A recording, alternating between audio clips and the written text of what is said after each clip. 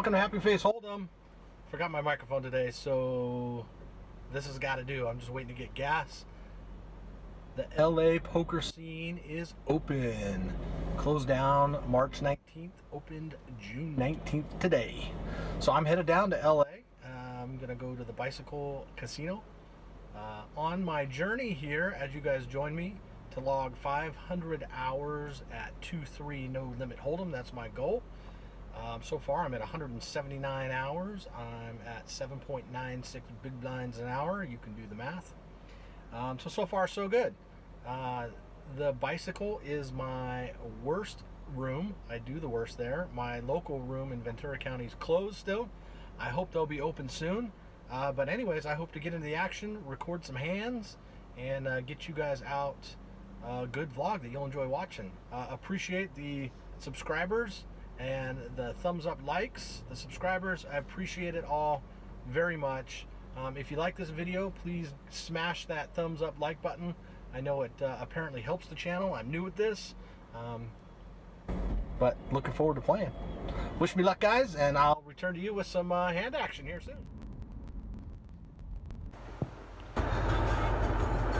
All right, guys, I left Ventura County at 1:10 p.m. It is 2:13, so it took me an hour and 3 minutes to come play some live 2-3 no limit Texas Holdem. So I'm pretty excited to come play.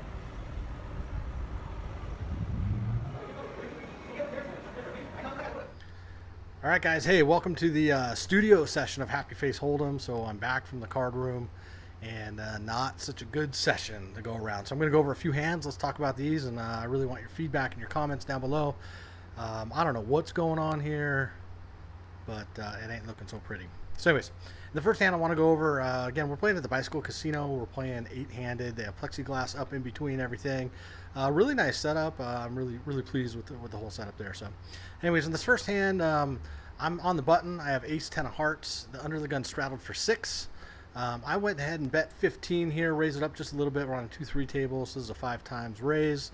The under the gun calls. Flop comes down, ace of diamonds, 8 of hearts, 9 of clubs. So top pair, 10 kicker, not so bad. The end of the gun player, he checks to me.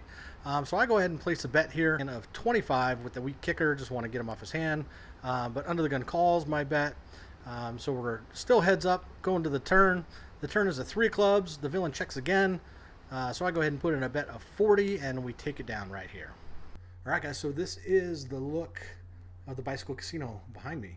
You can see the table with the plexiglass. So I did request permission to record in the club, and I never received a response back. So I'm going to keep working on that.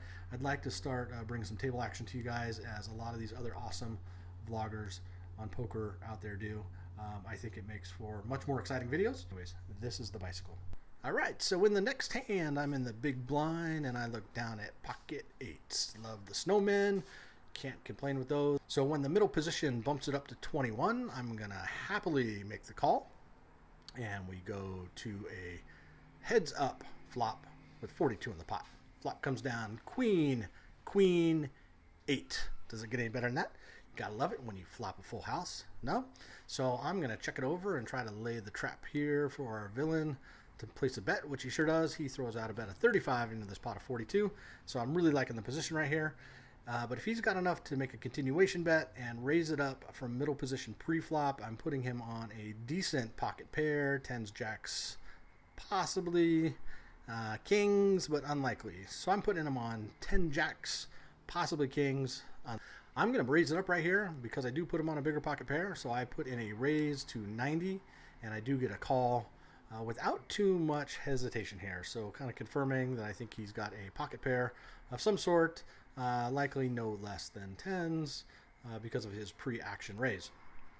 So when the turn comes a blank spade with 250 in the pot, and our villain only has about 110, I just go ahead and push my stack in, assuming I'll get the call. He doesn't think about it very long, and he happily obliges and puts the rest of his stack in. So sitting here with a full house, 8s full of queens, we go to the river, and guess what the river brings? Another queen.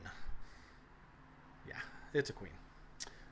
So villain turns over, pocket jacks. Yeah, not good. So even if he had the pocket tens, like I thought he had, I was still beat. What a river. I hope this is not an indication of how the rest of the night's going to go. Yeah, hindsight's always 20/20. This is the way the rest of the night's going to go. Here, sitting on the button, looks down at ace deuce off. We have 4 limpers, so I'm going to raise it up just to 15, get a little more action in the pot. Ace deuce, not a bad hand. I can make the wheel, can hit the ace. Let's see how it plays out. So all 4 of our limpers make the call, and our flop comes down to 8-8. Not bad. So 2 pair on the flop. When it checks around, I only have 102 left in my stack after that last hand that took a big chunk. So with 102 left, I put it all in, and thankfully it folds around. So that's a way to take down a pot. We're up 75 at this point. We win 75 in this pot, but still not up. Down on the night. All right, next hand I want to go ahead and take a look at. I'm in middle position. The villain in this case, under the gun, opens it up to 10. I look down at my pocket queens and I raise it up to 27. Our villain obliges and calls our raise. Our flop comes down ace, ace, 7, rainbow. The villain makes a bet of 20, and I just make a flat call here. I'm going to analyze that play here in just a second. So the turn comes a 3 of spades, and it checks around. So with my pocket queens, and he put out the bet on the flop, I thought maybe he had aces. When he checks here, I believe that I absolutely missed a turn bet and probably missed a raise on the flop. So when the river comes to 10 of spades, the villain puts in 50 and I make the call. So what does the villain turn over? Yeah, he shows 10 king of spades. So he makes his flush on the river. So yeah, looking back again, I think I should have raised his 20 on the flop, because unlikely that he had an ace in his hand. And when the turn came, a second spade, and he checked to me, I think I had an opportunity to put in a large bet here. Yeah, so I just misplayed that one. So I didn't play any poker during quarantine. My last day of play was March 13th, and I didn't get back until June 19th. So I was a little over 3 months without playing poker, so a little bit rusty. No excuses. That was a poor play, and please don't give me a thumbs down for that play. Please, just give me a thumbs up. Give me a like down there. All right, next hand we're going to go over. All right, I'm in the hijack, and I raise $12, looking down at 6-7 offsuit. The small blind and the big blind both call, so we're 3 ways to a pot. Flop comes down king 10-4, and it checks around to me, and I'm thinking in this case, because I raised from the hijack, my range could be pretty wide, and with the king 10 out there, this should have hit my holdings more than anybody. So I go ahead and place a bet of 20 out there, and it folds around, and that's good enough to take this pot down. You know, it's these little wins that I think really make a difference in the long run, and I'm happy to take this one down. All right, the next hand I want to look at, I'm in the big blind. I look down at pocket sixes. The hijack bets 6, which is a min raise. The small blind raises it up to 30. And sitting in the hijack here, I have a decision to make. Looking at the effective stacks, I'm going to do just set mine here. I'm going to call and hope to hit a set, and likely just give up if I don't. So the flop comes down queen 10-7 rainbow. The action checks all the way around. 3 overs on the board. I'm happy to just check here. So the turn comes down a 3 of spades. It checks around to me. So at this point, I'm thinking everybody's weak. I do have a pocket pair. Although I have 3 overs to my pocket pair, I go ahead and place a bet of 45 into this pot of 90. So about half pot. The small blind calls. The river's a blank. The small blind checks. So I go ahead and put in a bet of 100. I'm not confident here that he's got much of a holding, being that he checked on the flop and the turn, and the turn and river did not help anything here. So when I put my bet of 100 in, it goes ahead and takes this pot down. Happy to get that little win. All right, last hand for this session we're going to take a look at. It's heads up, and I'm on the button, and I look down at ace 9 of diamonds, so I raise it up to 12. The flop comes down 9-5 deuce. With 2 clubs on the board, it check, check. So the turn comes down 7 of hearts. Now, let me pause here. Why did I check on the flop? Yeah, no reason. Another misbet right there. So please don't give me a thumbs down. Give me a thumbs up. Like it. I'm learning here. On my way to log 500 hours is what I'm trying to do, but I'm trying to win in the long term here too. So, anyways, so check on the flop. The turn comes the 7 of hearts, and I go ahead and put in a bet of 20, and villain calls me. River comes down to 4 diamonds. The hero bets 45, and I don't know what to do here. What did I miss? What did he have? That he raised it on the button. He could have just about anything. Checks on the flop with 2 clubs. No more clubs come, and he's betting on the river. So I really don't have a reason why I called this or why I should have folded, or I have no reason, but I put in the call, 45. Villain rolls over ace-3. He made his straight on the river. You know, when I get to thinking about it, not a lot of people will put in a big bet on the river in these low-stake games, right? We've all learned that. So in this case, I should have just folded. All right, I said that was last hand, but I have one more just to finish the night off after all these little losses. So I look down at 8-9 on the button. So when the action gets around to me, I made a small raise, and I got action from 2 players. So flop comes down 4-10-9. So I'm sitting here with middle pair. The action checks around. When it gets to me, I go ahead and check. Not a whole lot I'm going to do here with middle pair.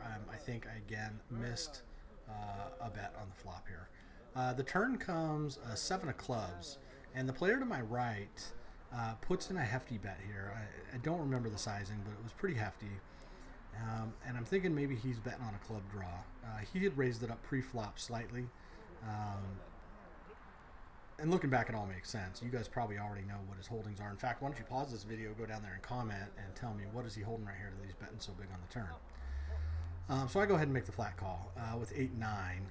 I'm open-ended with a pair, so I'm looking pretty good here. I'm thinking, anyways. I think I'm in good shape, and I'm happy to make the call on the turn. So the river comes down 9 of hearts. So I'm sitting here with trip 9s.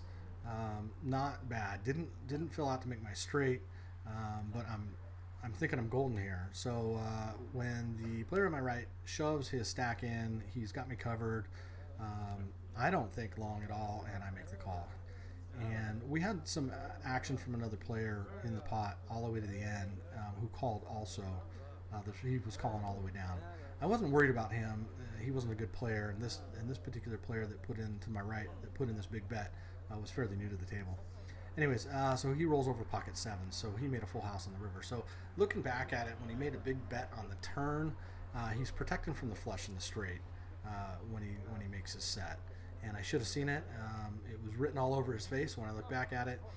I think this was, for me, a bad call. Just excited to be out, back in the action. Wanted to donk off some chips, make a little donation, start the revival of poker up with a loss. So, hey, why not, right? Yeah, no, I'm kidding. I know you probably can't hear it in my voice. But anyways, so hey guys, thanks for joining me. Tomorrow night I go and I play at the Gardens Casino in Hawaiian Gardens, California, not far here from the bike. For me, traffic sucks going through LA, as I mentioned in the beginning of this. But I'm going to go play down there, and I will give you a little preview that my aces get cracked.